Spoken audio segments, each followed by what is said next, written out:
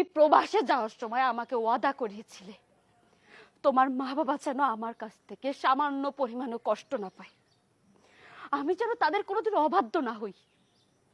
আমি তোমার কথা রেখেছি। এই 3 বছরে আমি তাদেরকে কখনো অসম্মান করিনি, তাদের কথার অবাধ্য হইনি। তারা বলতে পারবে না তাদের মুখের উপরে কোনোদিন একটা কথা বলেছি। তারা যা বলেছে আমি তাই শুনেছি। কিন্তু তারা আমার সাথে কি করেছে সেটা তোমার জানা উচিত। তোমার মা, যাকে কিনা আমি নিজের মায়ের থেকেও বেশি জেনেছি, তোমার বাবা, যাকে কিনা আমি আমার বাবার থেকেও বেশি জেনেছি,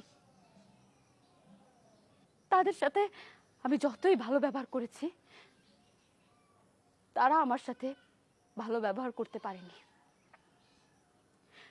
আমি তাদেরকে বাবা মা মনে করলেও তারা আমাকে সন্তান মনে করতে পারেনি,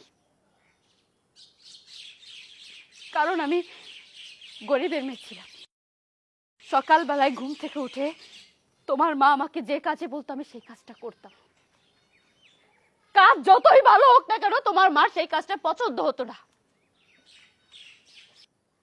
সারাদিন যখন কাজ করে দুটো খাবার খেতে বসতাম তখন আমার কপালে কি জুটতো জানো? 2 দিনের পচা বাসি পান্তা ভাত, আর তার সাথে একটা কাঁচামরিচ আর একটা পেঁয়াজ। আরে বাড়ির আশেপাশে যদি কুত্তা থাকে তারেও তো মনে হয় 2 দিনের পচা বাসি খাবার খাইতে দেয় না।